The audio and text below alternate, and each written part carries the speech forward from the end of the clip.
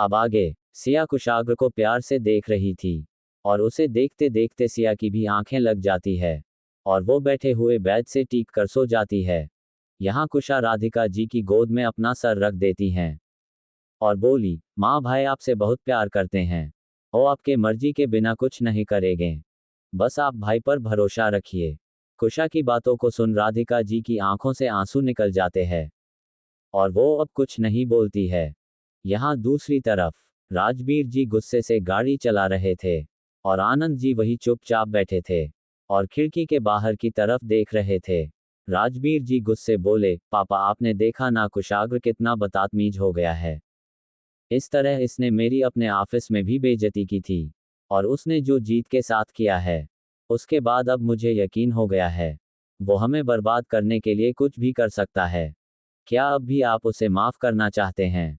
राजवीर जी की बातों को सुन दादाजी गुस्से में अपनी मुट्ठी को बांध लेते हैं, और बोले, तुम सही बोल रहे हो, समय के साथ वो और भी बिगाड़ गया है, पर मैं उसे ऐसे नहीं छोड़ सकता हूँ। वो मेरा पोता है, मेरा अपना खून है, और मैंने विक्रम से वादा किया था कि मैं उसके बेटे और बेटी का हमेशा ध्यान रखूंगा, और अब मुझे कुछ तो करना ही होगा। क्यों ना हम कुशाग्र की शादी करा दे? मैंने तो उसके लिए लड़की देखी है, मेरे दोस्त की बेटी है, तो क्यों ना हम राधिका से इस बारे में बात करें, और शादी के बाद शायद कुशाग्र भी सुधार जाएं और उसे रिश्तों की कद्र भी पता चल जाएगी। आनंद दादाजी की बातों को सुन राजवीर जी गुस्से से, पापा ये आप क्या बोल रहे हैं? अब भी आप उस कुशाग्र के बारे में सोच रहे हैं, जिसने हमारे साथ अपना रिश्ता भी नहीं मानता है। आनंद दादाजी राजवीर जी को देखते हुए बोले, उसके मानने से हमारा रिश्ता खत्म नहीं हो जाएगा। मैं उसका दादा हूँ और वो मेरा पोता है, मेरे लिए बस यही बात जरूरी है, इसलिए तुम भूल जाओ उसकी बेकार की बातों को, वो हमसे थोड़ा सा नाराज हैं, बस और कुछ नहीं। इतना बोल दादाजी चुप हो जाते हैं। राजवीर जी आनंद दादाजी की बातों को सुन बोले, पापा जी आप अभी भी उस लड़के को अपनाना चाहते हैं, फिर उसे घर से क्यों निकाला? दादाजी मैंने उसे कभी निकाला नहीं है, वो तो खुद हमें छोड़कर गया है। राजवीर जी पर आपके दोस्त की बेटी से आप जीत की शादी की बात करने वाले थे, फिर कुशाग्र क्यों? आनंद दादाजी, हाँ मैंने भी यही सोचा था, पर जीत की हालात देख अब मैं उसकी बात नहीं कर सकता हूँ। दादाजी की बातों को सुन राजवीर जी गुस्से से अपनी मुट्ठी बांध लेते हैं, और अपने गुस्से को पीते हुए मुस्कुराते हुए बोले, पर उस लड़की ने कुशाग्र से शादी करने से मना कर चुकी है, उसे कुशाग्र का एटीट्यूड और दूसरों से बात करने का तरीका पसंद नहीं है, फिर आप ये सब क्यों कर रहे हैं? दादाजी मैंने इस बारे में बहुत सोचा और फिर मेरे दिमाग में एक सुझाव आया। राजवीर जी कैसा सुझाव, और दादाजी को देखने लगते हैं। आनंद दादाजी, नेहा की शादी है अगले हफ्ते है, और मैंने सोचा है हम कुशाग्र और उस लड़की को वहां मिलवा देते हैं, और एक दूसरे से मिलने के बाद शायद दोनों एक दूसरे को पसंद कर लें। राजवीर जी मैंने सुना है कुशाग्र किसी और को पसंद करता है, फिर आपको लगता है कि वो आपकी बात को मानेगा? आनंद दादाजी गुस्से से, उसे मेरी बात को मानना ही पड़ेगा। एक बार विक्रम ने गलती की थी अपने पसंद से शादी करके, और अब वो हमारे बीच नहीं रहा। अब मैं वो गलती कुशाग्र को नहीं करने दूंगा, और उसे अब ये सब करने के लिए राधिका ही बोलेगी, तभी मैं उसे माफ करूंगा। ये सुन राजवीर जी को आनंद दादाजी पर भी बहुत गुस्सा आ रहा था। राजवीर जी ने कुशाग्र को घर से निकलवाने और दादाजी की नज़रों में गिराने के लिए बहुत कोशिश की थी, पर आज भी आनंद दादाजी सब कुछ भूलकर कुशाग्र को माफ करने के लिए तैयार है। वो तो कुशाग्र है जो उनके पास वापस आना नहीं चाहता है, इसलिए दादाजी के हाथ बंधे हैं। वो इस शादी से कुशाग्र को अपने पास लाना चाहते हैं, इसलिए वो ये सब कर रहे हैं, और राजवीर जी को अच्छे से दादाजी के मन की बात पता है, और वो दादाजी और कुशाग्र को एक साथ मिलने नहीं देना चाहते हैं। राजवीर जी, आपको लगता है कि कुशाग्र आपके बुलाने से आएगा? आनंद दादा, उसे राधिका लाएगी, इसलिए तुम परेशान मत हो। राजवीर गुस्से, आप उसे माफ कर सकते हैं, पर उसने जो जीत के साथ किया है, मैं उसे माफ नहीं कर सकता हूँ। दादाजी, कुशाग्र ऐसा नहीं है, और उसने अभी जो भी बोला है वो सब गुस्से में बोला है, इसलिए तुम उसकी बातों को दिल पर मत लो। आनंद दादाजी की बातों को सुन अब राजवीर जी कुछ नहीं बोलते हैं। उनको पता था कि अब दादाजी से कुछ भी बोलना ही बेकार है, और अब गाड़ी एक बड़े से वाइट बंगले के सामने रुकती हैं। वो बंगला नहीं महल लग रहा था। दादाजी गाड़ी से उतरकर बंगले के अंदर चले जाते हैं। वही राजवीर जी गुस्से से गाड़ी से निकल जाते हैं और दादाजी को अंदर जाते देखते हैं और गुस्से में बोले, ये कुशाग्र एक दिन मेरे हाथों से मार कर ही रहेगा। बिल्कुल आपने बाप की तरह तड़प तड़प कर इतना बोल। वो खतरनाक तरह से हंसने लगते हैं और अपने जेब से फोन निकाल कर किसी को कॉल करते हैं। उधर से कॉल पिक होता है। राजवीर जी, पानी सर से ऊपर जा चुका है और अब नहीं लगता है कि हम पापा को भी ज्यादा दिन तक और रोक सकते हैं। उन्होंने कुशाग्र को घर लाने की प्लानिंग कर ली है और अब वो उसकी शादी बहुत बड़े रईस घर में कराने जा रहे हैं और मैं चाहता हूं कि उस लड़की से तुम शादी करो। इसलिए अब तुमको जो भी करना है जल्दी करो। उधार से एक जोरदार आवाज आए, आप परेशान मत हो, मैंने निशाना लगा दिया है, बस तीर छोड़ना बाकी है। राजवीर जी मुस्कुराते हुए, मुझे तुम पर पूरा यकीन है। चलो ठीक, मैं बाद में कॉल करता हूँ। इतना बोल फोन कट कर देते हैं और मुस्कुराते हुए अंदर चले जाते हैं और इस तरह रात गुजार जाती है और सुबह की सूरज की रोशनी सिया के चेहरे पर जाती है। सिया धीरे धीरे अपनी आंखें खोलती हैं तो देखती है कुशाग्र उसके पेट पर अपने चेहरे को छुपा कर लेता है। सिया कुशाग्र के सिर पर धीरे से अपना हाथ फेरती है और मुस्कुरा देती है और बोली, जब देखो गुस्सा इनके नाक पर रहता है, बस यही टाइम है, बस ये शांत होते हैं और कितने मासूम लगाते हैं, जैसे दुनिया भर की मासूमियत इनके चेहरे पर है। पर जैसे ही जागेंगे फिर से अपने पुराने वाले रूप में आ जाएंगे और कुशाग्र के आंखों की पलकों को अपनी उंगलियों से छूने लगाती है। सिया को ये सब करने में अच्छा लग रहा था। सिया तो बस कुशाग्र में ही खो गई थी। तभी कुशाग्र अचानक से अपनी आंखें खोल देता है और सिया को अपने सामने देखता है। कुशाग्र की आंखों को खुला देख सिया की आंखें बड़ी हो जाती हैं और जल्दी से अपने हाथ को हटा लेती हैं और बोली, आप उठ गए। सिया को ऐसे शौक देख कुशाग्र बैठ जाता है और सिया को गौर से देखते हुए बोला, क्या हुआ, तुम ऐसे शौक में क्यों हो? कुशाग्र की बातों को सुन सिया जल्दी से खड़ी हो जाती हैं और बोली, ये आप क्या बोल रहे हैं? ऐसा नहीं, वो मुझे लेट हो रहा था, बस इसलिए परेशान थी। कुशाग्र, तुमको देखकर लग नहीं रहा है, बल्कि तुम्हारे गाल लाल हो गए हैं। सिया अपने गालों पर अपने हाथ को रख देती हैं और बोली, ऐसा नहीं है। अच्छा ठीक, अब मैं चलती हूँ। इतना बोल सिया कुशाग्र की बातों को सुने बिना वहां से भाग जाती हैं। कुशाग्र सिया को ऐसे जाते देख बोला, ये मुझे अजीब बोलती है। अजीब तो ये खुद है। इतना बोल कुशाग्र उठकर बाथरूम चला जाता है। यहाँ सिया अपने रूम आती हैं और शीशे के सामने खड़े होकर बोली, इनको देख पता नहीं मुझे क्या हो जाता है। भगवान, आज तो एक पल ऐसा लगा कि मेरी धड़कनें ही रुक गई है। इतना बोल सिया अपने दिल के पास अपने हाथ को रख देती हैं और अपनी आंखें बंद कर अपनी धड़कनों को सुनने लगाती है। अपनी धड़कनों की आवाज को सुन सिया के चेहरे पर मुस्कान आ जाती है और अपनी आंखें खोल खुद को देखते हुए बोली, मुझे सच में प्यार हो गया। कितना प्यारा एहसास है। मैं अपने दिल की बात बहुत जल्दी ही कुशाग्र जी को बता दूंगी, एक बार घर का माहौल ठीक हो जाए। ये सब बोल सिया मुस्कुरा देती है और तैयार होने चली जाती हैं। अब सिया पूजा करती है। कुशाग्र नीचे आता है। सिया कुशाग्र को आरती देती है। कुशाग्र आरती लेता है और बोला, माँ उठ गई। सिया, कुशा उनके पास, आप परेशान मत हो, थोड़ी देर वो नीचे आती ही होंगी। कुशाग्र, हाँ ठीक। इतना बोल वही डाइनिंग टेबल में बैठ जाता है। सिया, मैं आपके लिए कॉफी बनाऊं? कुशाग्र, नहीं, चाय ही बना लो। सिया मुस्कुराते हुए हाँ में सिर हिला देती हैं। सिया चाय बनाकर कुशाग्र को देखती है और खुद पीती है। थोड़ी देर में नाश्ता बनाने लगती है और अब काफी टाइम हो जाता है। कुशाग्र बार बार सीढ़ी की तरफ देख रहा था पर वहां से कोई नहीं आ रहा था। सिया का नाश्ता भी तैयार हो ही गया था। तभी सीढ़ी से कुशा उतार कर आ रही थी। कुशा कुशाग्र के पास आती हैं और बोली, भाई आप ठीक है? कुशाग्र, हाँ मैं ठीक हूँ। वैसे माँ अभी तक सो रही है? कुशा, नहीं, माँ तो रूम में नहीं है, मुझे लगा वो नीचे आ गई है। कुशाग्र और सिया एक साथ, पर माँ नीचे आई ही नहीं है। अब तीनों परेशान होकर माँ सुबह सुबह कहाँ जा सकती हैं? सिया शायद मंदिर गई हो। कुशा, नहीं माँ, सिर्फ सोमवार को ही मंदिर जाती है और आज सोमवार नहीं है। अब सिया कुछ नहीं बोलती है। कुशाग्र मैं देखता हूँ, और अपना फोन निकालकर राधिका जी को कॉल करता है। पर तभी फोन की रिंग गेट के पास से आती हैं। तीनों गेट की तरफ देखते हैं। सामान्य राधिका जी खड़ी थी। उनको देख कुशा और कुशाग्र सिया दौड़कर उनके पास जाते हैं। कुशाग्र तो कसकर राधिका जी को अपने गाले लगा लेता है और बोला, माँ आप कहाँ चली गई थीं? इतना बोल राधिका जी से दूर होकर उनके माथे को चूम लेता है। वही कुशा भी राधिका जी के गले लग जाती है और सिया भी, दोनों एक साथ, माँ आप ठीक तो है ना? तीनों को परेशान देख राधिका जी, मैं ठीक हूँ, बस कुछ काम से बाहर गई थी। कुशाग्र मुझे बताती मैं ले जाता।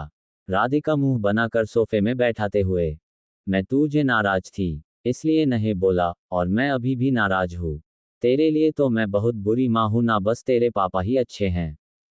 कुशाग्र राधिका जी के पास जाकर अपने घुटने के बल बैठ जाता है और उनका हाथ पकड़कर, माँ ऐसा नहीं, कल मैं बहुत गुस्से में था, बस इसलिए ये सब बोल दिया। और आप जो बोलिए मैं ऐसा क्या करूं कि आप खुश हो जाए? राधिका बस एक बार आप बोल दीजिए। कुशाग्र की बातों को सुन राधिका जी बोली, तुम ये सब क्यों कर रहे हो? कुशाग्र राधिका जी का हाथ पकड़ बोला, माँ आप मेरा यकीन मानिए, मैं जो भी कर रहा हूँ सब सही कर रहा हूँ, और एक दिन मैं ये साबित करके दिखूंगा, बस कुछ दिन और उसके बाद सच आपके सामने होगा। राधिका जी पर इस सब से कहीं सब कुछ बिगाड़ ना जाए, और अगर ये सब तेरी गलतफहमी हुई तो फिर तुम क्या करोगे? कुशाग्र ये तो वक्त बताएगा, अभी के लिए आप ये सब भूल जाए और मुझे माफ कर दीजिए। राधिका जी अगर तू मेरी कुछ बातों को मानोगे तभी मैं ये सब भूल जाऊंगी। कुशाग्र राधिका जी को देखते हुए, कैसी बातें राधिका जी? पहली बात, जब तक तुझे कोई ठोस सबूत नहीं मिल जाता है तब तक तू ऐसा कुछ नहीं करेगा जिससे किसी को कोई तकलीफ हो। बोलो, क्या तुम मेरी इस बात को मानोगे? कुशाग्र हाँ ठीक, पर आप भी मेरी एक बात को याद रखिएगा, एक दिन मैं आपको सबूत ला कर दूंगा, और उस दिन आप मुझे उन लोगों को सजा देने से नहीं रोकेंगी और ना ही उन लोगों का साथ देंगी।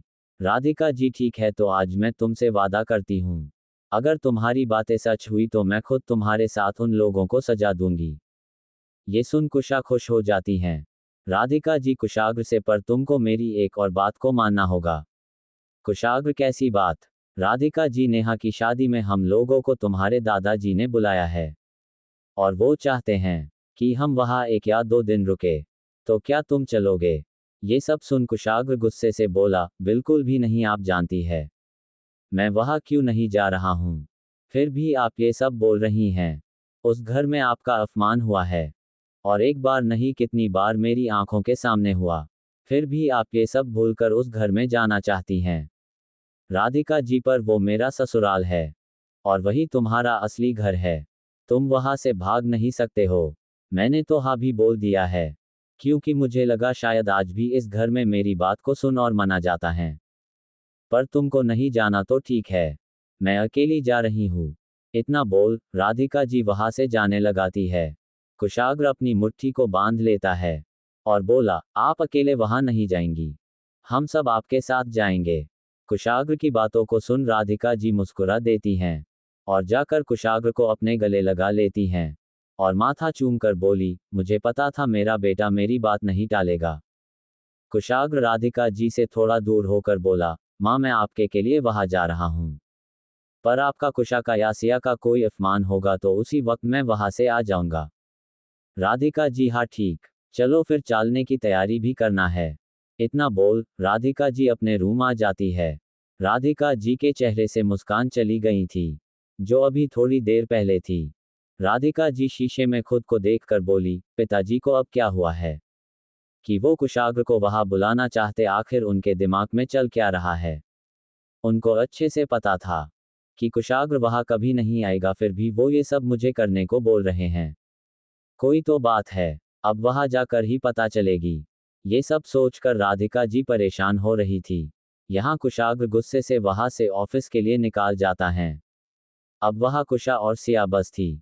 सिया और कुशा सोफे में बैठ जाती हैं। कुशा चिढ़ते हुए बोली, पता नहीं यहाँ क्या चल रहा है, एक प्रॉब्लम जाती नहीं दूसरी आ जाती हैं, अब मैं क्या करूँ? सिया, कैसी प्रॉब्लम? और माँ किसी शादी में जाने की बात कर रही है। कुशा सिया को देखकर, वैसे मेरा मन तो नहीं है, पर अब तुम हमारी फैमिली हो, तो तुमको हमारे परिवार के लोगों के बारे में जान लेना चाहिए। चलो आज मैं तुमको सब बता ही देती हैं, तो गौर से सुनो। मेरे दादाजी नाम है आनंद सिंह राठौर, जिनसे तुम मिल चुकी हो। दादाजी नियमों और वसूलों के पक्के हैं। उनका मानना है कि बड़े जो भी करते हैं या कहते हैं, बच्चों के लिए वही सही है। और जो भी बच्चे अपने बड़ों के खिलाफ जाता है, तो वो कभी खुश नहीं रह सकता है। इसलिए मुझे तो उनसे बहुत डर लगता है। और मेरी दादी इस दुनिया में नहीं है। मेरे दादाजी के दो बेटे, बड़े पापा राजवीर सिंह राठौर और मेरे पापा विक्रम सिंह राठौर। बड़े पापा तुम उनसे भी मिल ही चुकी हो। एक नंबर के चालक है। बातों को घूमना उनसे अच्छा किसी को नहीं आता है। उनकी बीवी और रिश्ते में मेरी बड़ी माँ, जिनका नाम है रुचिता सिंह राठौर, जो बिल्कुल स्वभाव में अपने पति से भी 2 कदम आगे। बड़े पापा चालक है, तो बड़ी माँ एक नंबर की लालची है।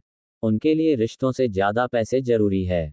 उनके 2 बच्चे हैं, जिसमें से एक है जीत सिंह राठौर, जो एक बैलगाम घोड़े की तरह है, जिनको अपने से बड़ों से बात करने का तरीका भी नहीं पता है।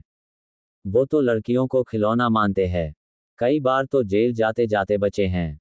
वही उनकी बहन नेहा दीदी, वो थोड़ी ठीक है, पर उनको भी आपने आगे कुछ नहीं दिखता है। वो तो बस उस घर से दूर जाना चाहती हैं और अपने मन की जिंदगी जीना चाहती है। वो क्या है ना, अभी भी उस घर में दादाजी की बहुत चलती है।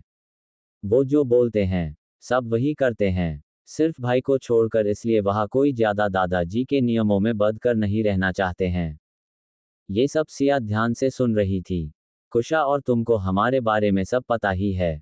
बस मुझे भी इतना ही पता है। इसके आगे कुछ जनाना हो तो भाई से पूछ सकती हो। सिया, नहीं इतना काफी है। वैसे भी मुझे उन सब से क्या, कुशाग्र जी उनको पसंद नहीं करते हैं, तो मुझे लगता है को मुझे उन सब से दूर ही रहना चाहिए। ये सब सुन कुशा आंखें बड़ी कर सिया को देखने लगती है। कुशा के ऐसे देखने से सिया बोली, ऐसे क्या देख रही हो? कुशा, अब मुझे पता चला भाई तुमको इतना पसंद क्यों करते हैं, और आज से मैं तुमको और भी ज्यादा पसंद करने लगी हूँ। कुशा की बातों को सुन सिया मुस्कुराते हुए, ये सब तुम क्या बोल रही हो? कुशा, बिल्कुल सही बोल रही हो। मैं तो तुमको बोलने वाली थी कि तुम उन सब से दूर रहना, पर तुम खुद समझदार हो, तुमने पहले ही ये सब बोलकर मुझे खुश कर दिया, और आज मुझे अपने भाई की पसंद पर गर्व है। ये सब सुन सिया मुस्कुरा देती है और कुशा के सिर पर मारते हुए, तुम सच में नौटंकी हो, कुछ भी बोलती हो। इतना बोल सिया वहां से चली जाती हैं, और कुशा भी उसके पीछे पीछे चली जाती हैं। यहाँ कुशाग्र अपने ऑफिस के कैबिन में खड़ा शीशे की दीवार से बाहर की तरफ देख रहा था। तभी वहां सक्षम आता है और बोला, सर आपने जैसा कहा था सब हो गया है। कुशाग्र, हाँ ठीक है। सक्षम कुशाग्र को देखकर, सर क्या अब आप सच में उन सबको छोड़ने वाले हैं, और अब तक जो भी हुआ है सब कुछ बेकार चला जाएगा? सक्षम की बातों को सुन कुशाग्र डेविल स्माइल करते हुए बोला, अगर कोई गलती करता है, वो भी जानकर, तो मैं उन्हें नहीं छोड़ता, चाहे वो खुद भगवान क्यों ना हो। और ये सब तो मामूली से इंसान हैं। ये बोल डेविल की तरह हंसने लगता है। कुशाग्र की हंसी से एक पल के लिए सक्षम भी डर जाता है। कुशाग्र पीछे मुड़ एक नजर सक्षम पर डालता है और बोला, चलो बैठकर बात करते हैं। सक्षम, ओके सर। और अब दोनों सोफे में बैठ जाते हैं, बिल्कुल एक दूसरे के समाने। कुशाग्र एक नजर सक्षम को देख बोला, मुझे कुछ दिन के लिए उस घर में जाना है, इसलिए अभी के लिए अपने प्लान को यही रोकना होगा, पर अंदर ही अंदर अब तुम मुझे कुछ शोले प्रूफ ला कर दो जो मैं माँ के समाने रख सकूं। तब तक के लिए मुझे ये सब रोकना होगा। सक्षम पर सर सब हो गया है, और लास्ट मिनट में ये सब। कुशाग्र, ये लास्ट नहीं, ये सब एक शुरुआत है। वैसे भी इतनी आसानी से हराने में मजा नहीं आएगा, वैसे भी सिर्फ एक शैतान ही शैतान को मार सकता है, और मैं वही शैतान हूँ। इसलिए जब इतना वेट किया तो बस कुछ समय और। सक्षम, ओके सर, वैसे भी हमारे पास बहुत से साबुत है जिनको आप माँ को दिखा सकते हैं। कुशाग्र, पता है, पर मैं ये सब माँ के समाने नहीं लाना चाहता हूँ। मुझे डर है कभी ये सब देख माँ को शौक ना लग जाए, बस इसलिए रुका हुआ हूँ। सक्षम, पार ये सब एक दिन माँ के समाने आ ही जाएगा। कुशाग्र, बस उसी पल का वेट कर रहा हूं, पर अभी के लिए ये सब रोकना ही सही है। और अब तुम देखना, माँ खुद मुझे उन सब से बदला लेने के लिए बोलेंगी। ये मेरा वादा है तुमसे। इतना बोल कुशाग्र वहां से उठकर चला जाता है। सक्षम कुशाग्र को जाता देखकर बोला, कुछ धमाकेदार चल रहा है। सर के दिमाग में आखिर क्या इतना खतरनाक सोच रहे हैं? जब सर शांत होते हैं तभी कांड होते हैं। इतना बोल सक्षम मुस्कुरा देता है। यहाँ कुशाग्र अब घर आता है और देखता है सिया कुशा टीवी देख रही थी। कुशाग्र माँ कहाँ है? कुशा अपने कमरे में आराम कर रही है। कुशाग्र तबीयत ठीक है? कुशा हाँ भाई सब ठीक है। कुशाग्र अब कुछ नहीं बोलता है और एक नज़र सिया को देखता है जो उसी को देख रहा थी। कुशाग्र आंखों से सिया को ऊपर अपने कमरे में आने का इशारा करता है। सिया कुछ नहीं बोलती है और नजरें नीचे कर लेती हैं। कुशाग्र चुपचाप ऊपर चला जाता है। सिया कुशाग्र को जाते हुए देखकर अब इन्होंने मुझे ऊपर क्यों बुलाया है? क्या करूँ जाओ या नहीं? अगर कुछ जरूरी काम हुआ तो? यही सब सोचते हुए बैठी थी। तभी कुशा झटके से खड़ी हो जाती हैं और बोली, यार मैं तो चली, मुझे अपने बेबी को पटाने के लिए क्वेश्चन भी करने हैं। कुशा की बातों को सुन सिया, बेबी कौन बेबी? कुशा शर्माते हुए, मेरे सक्षम बेबी और कौन, अब फिलहाल मैं उसकी दीवानी और मस्तानी हूँ और मुझे उसके प्यार के लिए वो 3 क्वेश्चन करने ही होंगे। इसलिए मैं तो चली, कहीं ज़्यादा टाइम हो जाए और इतना हैंडसम बंदा मेरे हाथ से न निकल जाए, इसलिए मैं तो जा रही हूँ अपनी अग्नि परीक्षा देने। सिया हंसाते हुए, ये अग्नि परीक्षा नहीं है कुशा, मेरे लिए तो वही बस समय के साथ थोड़ा सा चेंज हो गया है और कुछ नहीं। सिया अब कुछ नहीं बोलती है, उसे पता था बातों के कुशा से जितना मुश्किल है। कुशा तो ठीक है, मैं चलती हूँ। इतना बोल कुशा वहां से अपने रूम चली जाती हैं। वही सिया बैठे हुए, क्या करूँ जाओ या नहीं? तभी जल्दी से खड़ी होती हैं और बोली, चली ही जाती हूँ, कुछ काम होगा इसलिए ही बुलाए, वरना वो बेकार में मुझे नहीं बुलाते हैं। ये सब सोच सिया खुश हो जाती है और धीरे धीरे कदमों से कुशाग्र के कमरे की तरफ बढ़ने लगाती है। वही कुशाग्र सिया का वेट कर रहा था और वही बैठे हुए अपनी कुछ फाइल को देखने लगता है। सिया आकर कुशाग्र के कमरे के गेट के बाहर खड़ी हो जाती हैं और एक लंबी सांस लेती हैं। तभी कुशाग्र की आवाज आई, वहां क्या कर रही हो?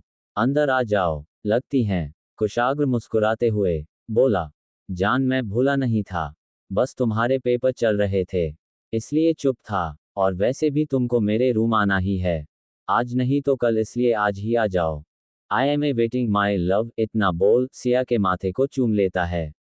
सिया चुपचाप खड़ी थी। कुशाग्र सिया को छोड़ देता है। सिया, वो मुझे कुछ काम है, मैं अभी आती हूँ। इतना बोल वहां से भाग जाती है। कुशाग्र सिया को ऐसे जाता देख मुस्कुरा देता है और फिर अपने काम को करने लगता है। यहाँ सिया अपने रूम आती हैं और बेड में लेट जाती है और ऊपर की तरफ देखते हुए बोली, अब मैं क्या करूंगी? यही सोचकर सिया परेशान हो रही थी। इस तरह रात हो जाती हैं। राधिका जी और सिया रात का खाना बना रही थी। जैसे ही खाना बनता है, कुशाग्र नीचे आ जाता है और आकर अपनी सीट में बैठ जाता है। तभी थोड़ी देर में कुशा भी नीचे आती हैं। कुशा को देख सब देखते ही रह जाते हैं। सबको ऐसे घूरते देख कुशा, क्या हुआ आप लोग, मुझे ऐसे क्यों घूर रहे हो? सिया कुशा के पास आते हुए, ये तुमने सिर पर क्या बांध रखा है? कुशा सिर के तरफ इशारा कर बोली, ये वो मैं कुछ क्वेश्चन सॉल्व कर रही थी। सॉल्व तो नहीं हुआ, पर मेरे सिर में दर्द जरूर हो गया, मेरा गला सूखने लगता है, और अगर उन्होंने पूछ लिया कि मैं ये क्वेश्चन क्यों कर रही हूँ तो मैं क्या बोलूँगी? कुशा बोल देना, नॉलेज के लिए कर रही हूँ। सिया, अच्छा वो बोल देंगे, पहले अपनी बुक को अच्छे पढ़, उसका नॉलेज ले लो, फिर बाहरी नॉलेज लेना। फिर मैं क्या बोलूँगी? कुशा चिढ़ते हुए, यार मुझे नहीं पता तुमको क्या बोलना है, पर अगर तुम मुझे थोड़ा सा भी प्यार करती हो तो तुमको भाई के पास जाकर इन क्वेश्चन को सॉल्व करना ही होगा। तुमको मेरी कसम। सिया, ये तुम क्या बोल रही हो? तुम मुझे शेर से ये पूछने भेज रही हो कि वो मांस खाएंगे या नहीं? अच्छा है तुम दोनों भाई बहन का जब देखो मुझ पर हुक्म चलाकर चले जाते हैं। सिया की बातों को सुन कुशा अपने हाथों को जोड़ते हुए, ये हुक्म नहीं है भाभी माँ, ये एक मासूम सी बच्ची की अरदास है, आप मेरी मदद करेंगी? कुशा की बातों को सुन सिया अब कुछ नहीं बोलती है। सिया को चुप देख कुशा खुश होकर, मैं अभी कॉपी पेन लाती हूँ, तुमको यहाँ के काम करने की जरूरत नहीं है, मैं कर लूंगी, बस आप भाई के पास जाए। सिया कुर्सी में बैठकर कुशा को आते हुए देख रही थी। सिया के पैर कांप रहे थे कुशा सिया के पास आती हैं और कापी पेन बढ़ते हुए बोली, ये लो और जल्दी से भाई के पास जाओ। सिया डरते हुए बोली, यार मुझे डर लग रहा है, अगर उनको पता चल गया तो मैं क्या करोगी। ये सब सुन कुशा मुस्कुराते हुए बोली, डर वो क्या, जब कोई प्यार में होता है तो उसे किसी से डर नहीं लगता है, वो बेफिक्र हो जाता है। उसे पता होता है प्यार करने वाले कुछ भी करे दुनिया उसे पागल ही कहेगी, तो फिर डरना किस लिए। कुशा की बातों को सुन सिया अपनी आंखें बड़ी कर लेती है और बोली, जब तुम इतना बेफिक्र हो गई हो तो खुद जाकर कुशाग्र जी से बात करो ना, मुझे क्यों बोल रही हो। सिया की बातों को सुन कुशा दांत दिखाते हुए बोली, अरे मेरी प्यारी सिया, ये सब मैंने जो भी बोला वो सब तुम्हारे लिए था। मेरा प्यार तो एक तरफा है, तो ये मेरे लिए नहीं था। और वैसे भी मुझे भी भाई से बहुत डर लगता है। वो दिखने में हैंडसम है, पर एक नबर के खड़ूस और पत्थर दिल है। जब देखो दूसरों को घूर कर डरते हैं। सिया कुशा के कंधे में हाथ रखते हुए बोली, ये तुम सही बोल रही हो, पर क्या कर सकते हैं, उनको तो अब आदत हो गई है। कुशा, हाँ यार, झेलना तो हमको पड़ेगा है। तो अब तुम जाओ और प्लीज सफल होकर लौटना, मैं तुम्हारे साथ हूं। सिया एक लंबी सांस लेती है, हाँ मैं सही, हिला देती हैं और वहां से कुशाग्र के कमरे की तरफ चली जाती हैं। कुशा सिया को जाते हुए देखकर खुश हो जाती हैं और बोली, चलो अच्छा हुआ सिया मान गई, वरना इस जन्म मुझे प्यार मिलने से रहा। पता नहीं कैसे लड़के से प्यार हुआ है, लव लेटर देने की जगह क्वेश्चन पेपर दे रहा है। पता नहीं कैसे ये सब मैं झेलूंगी। इतना बोल कुशा अपने कमरे में चली जाती हैं। यहाँ सिया कुशाग्र के कमरे में जाती है। कुशाग्र अपना काम कर रहा था। सिया की आहट को महसूस कर कुशाग्र मुस्कुरा देता है और बोला, तुम आ गई। सिया कुछ नहीं बोलती है और जाकर कुशाग्र के सामने बैठ जाती है। कुशाग्र, तो तुमने क्या सोचा।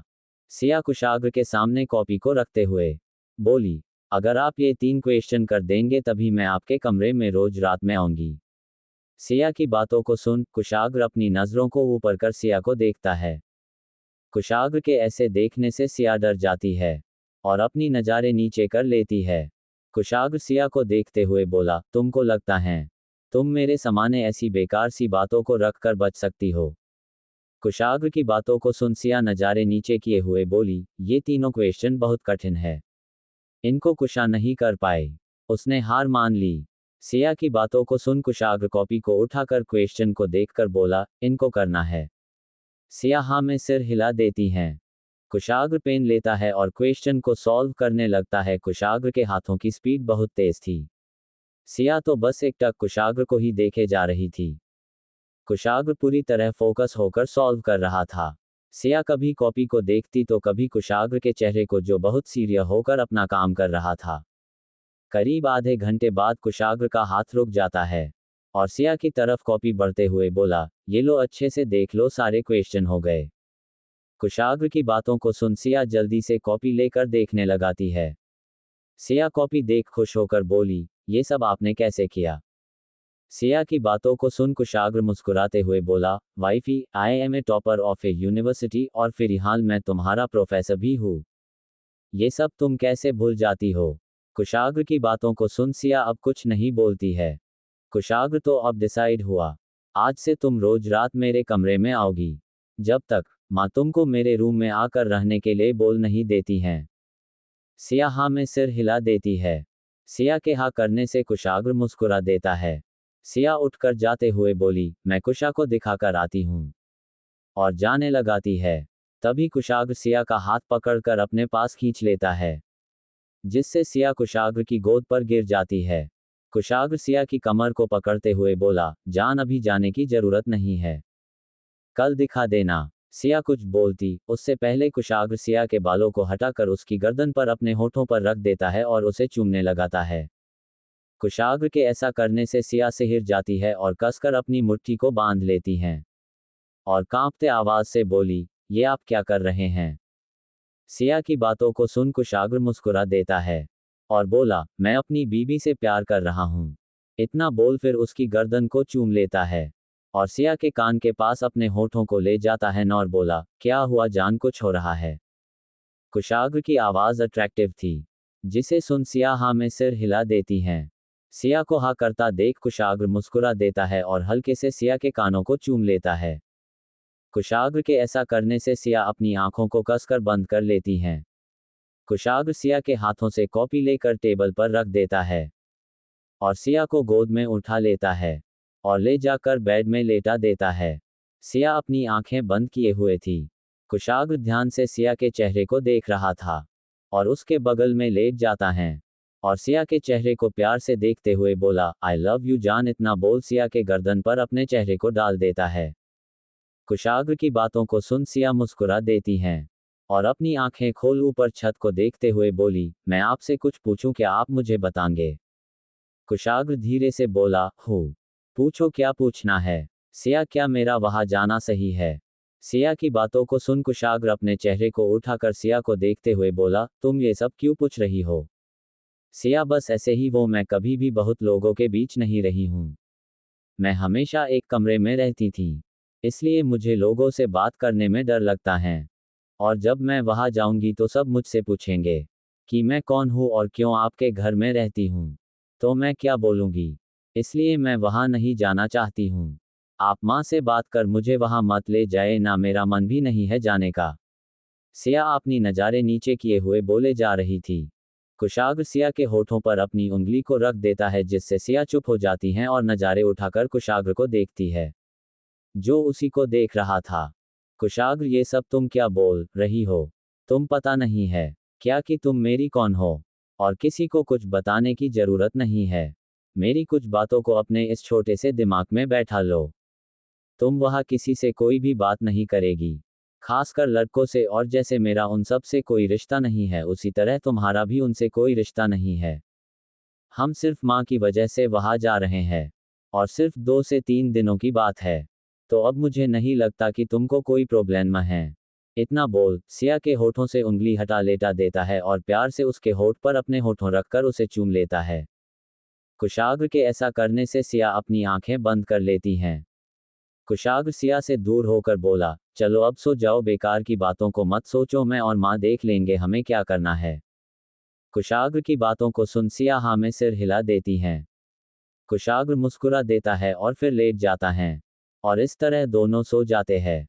सुबह सुबह सिया पूजा कर नाश्ता बना रही थी, तभी राधिका जी नीचे आती हैं और बोली, सिया बेटा तुम आज खाली हो? सिया, हाँ माँ, आजकल हमारी छुट्टी चल रही है तो हम पूरा दिन ही खाली रहते हैं। राधिका जी, तो फिर आज हम शॉपिंग करने चलेंगे। वो नेहा के लिए कुछ सामान भी लेना है और तुमको कुछ लेना होगा तो ले लेना। सिया, माँ मेरे पास सब है, मुझे कुछ नहीं चाहिए। राधिका जी, ये सब मुझे कुछ नहीं सुना है। तुम तैयार रहना, हमें चलना है। सिया, हाँ ठीक है। और इस तरह नाश्ता के बाद राधिका जी सिया और कुशा शॉपिंग के लिए चले जाते हैं। वही कुशाग्र अपने ऑफिस के काम कर रहा था। तभी केबिन में सक्षम आता है और बोला, सर आपने मुझे बुलाया, कुछ काम था? कुशाग्र, हाँ तुम अपना सामान पैक कर लो, तुम हमारे साथ नेहा की शादी में चल रहे हो। सक्षम, पर क्यों सर, मुझे उस घर नहीं जाना है। कुशाग्र सक्षम को घूरते हुए, मैं तुमसे पूछ नहीं रहा हूं, मैं तुमको बता रहा हूं। सक्षम अब कुछ नहीं बोलता है और घूरकर कुशाग्र को देखता है। सक्षम को घूरते देख कुशाग्र सख्त नजरों से सक्षम को देखते हुए बोला, क्या हुआ, गुस्सा आ रहा है? सक्षम, नो सर, इतना बोल नजारे नीचे कर लेता है। कुशाग्र नॉर्मल होकर बोला, फिर ठीक है, वैसे भी हम वहां किसी वजह से जा रहे हैं, इसलिए तुम ऐसी सड़ी सी शक्ल ना बनाओ तो अच्छा ही होगा। सक्षम, मुझे पता है, पर मैं आपके परिवार को बहुत बर्दाश्त नहीं कर पाऊंगा। सर, कुशाग्र, तुमको क्या लगता है मैं उनसे इतनी मोहब्बत करता हूं कि उनके बिना बेचैन हूं? मैं भी मजबूरी में ही जा रहा हूं, इसलिए इतने नखरे मत दिखाओ और जाकर अपनी पैकिंग करो। सक्षम, ओके सर, इतना बोल वहां से चला जाता है। कुशाग्र भी अपना काम कर घर के लिए निकल जाता है। अब रात हो गई थी। सिया, राधिका जी और कुशा भी शॉपिंग कर घर को आ जाते हैं। तीनों बहुत ज्यादा थक गई थी। तभी कुशाग्र अंदर आता है, तीनों को सोफे में बैठे देख बोला, आप लोगों को क्या हुआ, ऐसे क्यों बैठी है? कुशा, भाई आज हमने बहुत शॉपिंग की, मजा आ गया और अब हम बहुत थक गए हैं, इसलिए ऐसे बैठे हैं। कुशाग्र, ओ फिर ठीक है, मैं चलता हूँ, आप लोग आराम करिए। कुशा, भाई आप कहाँ जा रहे हैं? कुशाग्र, अपने कमरे में, क्यों, कुछ काम है? राधिका जी, वो हम तीनों बहुत थक गए हैं, तो आज का खाना तुम बना दो। राधिका जी की बातों को सुन सिया राधिका को देखते हुए बोली, माँ ये आप क्या बोल रही है? मैं बना देती हूँ। तभी कुशाग्र मुस्कुराते हुए बोला, नहीं इसकी कोई जरूरत नहीं, मैं कपड़े चेंज करके आता हूँ, फिर खाना बनता हूँ, तब तक आप लोग भी चेंज कर लीजिए। राधिका, ओके बेटा। कुशाग्र ऊपर चला जाता है। सिया उदास होकर, माँ मैं बना देती। राधिका, जी बेटा मुझे पता है तुम बना देती, पर कभी कभी ऐसा करना भी जरूरी है। इससे उनका अपमान नहीं है, बल्कि ये सब एक दूसरे की केयर और प्यार दिखाने का तरीका है। तुम परेशान मत हो और चेंज करके आओ। सिया अब कुछ नहीं बोलती है। वही कुशा तो आज बहुत खुश थी। थोड़ी देर कुशाग्र नीचे आता है और खाना खाने लगता है। थोड़ी देर में सिया, कुशा और राधिका जी आती हैं और देखती है कि कुशाग्र ने खाना बनाकर टेबल पर रख देता है, सभी की प्लेट पर डालता है और खुद भी बैठ जाता है। राधिका जी, खुशबू तो अच्छी आ रही है। कुशा, माँ ये आपने सही कहा भाई की एक यही क्वालिटी मैं चाहती हूँ कि मेरे हस्बैंड में भी हो। बाकी तो भाई से ज्यादा अगडू और गुस्से वाला घमंडी लड़का मुझे दूसरा नहीं चाहिए। पहला तो झेला ना ही जाता। कि आगे कुछ बोलती सिया टेबल के नीचे से कुशा के पैर पर मर देती है, जिससे कुशा सिया को घूरते हुए, क्या हुआ यार, मार क्यों रही हो? सिया आंखों से कुशाग्र को देखने का इशारा करती हैं। कुशा कुशाग्र को देखती है, जो अपनी खा जाने वाली नजरों से कुशा को ही घूर रहा था। उद्धरण चिन्ह। कुशाग्र के ऐसे घूरने से कुशा डर जाती है और अपने दांत दिखाते हुए बोली, भाई पहले मैंने आपकी तारीफ भी की थी। कुशाग्र दांत पीसते हुए बोला, और बाद में? कुशा, वो ये सब क्वालिटी मुझे अपने फ्यूचर हस्बैंड में नहीं चाहिए। आप भी ना छोटी छोटी बातों को गलत समझा लेते हैं। ऐसा कुछ नहीं, कुशाग्र कुछ बोलता। राधिका जी हंसाते हुए, चलो अब बस भी करो, कल हमें सुबह सुबह यहाँ निकालना है, इसलिए सभी तैयार रहना। इसलिए जल्दी खाओ और सोने जाओ।